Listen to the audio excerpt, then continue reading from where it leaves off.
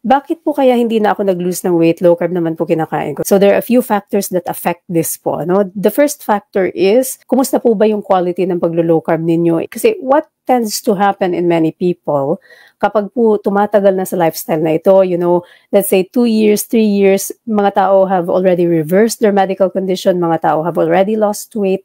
Sometimes, ang mga tao po ay nagiging masyado ng liberal. So, may tinatawag tayong carb creep. Ano ibig sabihin ng carb creep? Unti-unting gumaghapang na yung mga carbs papunta pa sa loob ng ating dieta.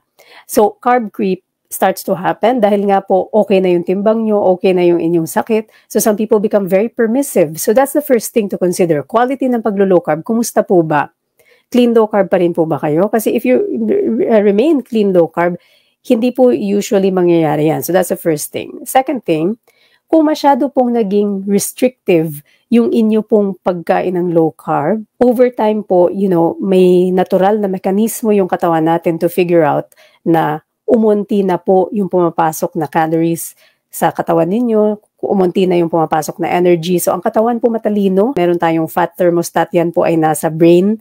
Ang purpose po niyan ay make sure na kayo po ay manatiling buhay. So, hindi po hahayaan ng katawan na patuloy yung inyong pag-lose ng weight to the point that you may die, right? And so the body will start to conserve the energy. Iso-slow down niya yung metabolism po ninyo. So the slowing down of metabolism happens as an adaptive mechanism ng katawan para irasyon yung energy na umonti na po, right? And so when the metabolism slows down, you will notice this. Uy, bakit ganon? Same pa rin naman kinakain ko pero parang nag-slow down na yung pag-lose weight ko. Kasi nakadepende rin po yan sa ating body habitus, sa ating genetics, right? The kind of body that you have. May mga ganun po talaga na medyo mas mahirap po talaga mag-lose weight and so your body holds on to energy more. Mabagal talaga yung metabolism. Kaya nga po, napakahalaga, I always tell you, if you haven't really incorporated fasting yet, like prolonged fasts, kung kaya na pong gawin, then do longer fasting. And the other important thing is resistance training po. Resistance training, build your muscles po kapatid.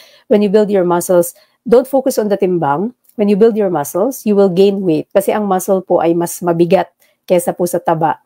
However, when you build muscles po mga kapatid, tataas po yung inyong energy requirement sa katawan kasi mas mataas yung requirement ng muscle kesa sa fat, right? And so when you do that, your metabolism gets faster po ulit, right? So those are the few things that you can do. Go on extended fasts safely. Aralin po ha, may videos tayo sa YouTube. How do you do your, 72-hour fast, for example? Depende yan sa inyong circumstances. Always check with your doctor. If you're using medications, you will have to adjust those medications. Gawin po ng safe, dahan-dahanin. And then the other thing is do resistance training po, kapatid?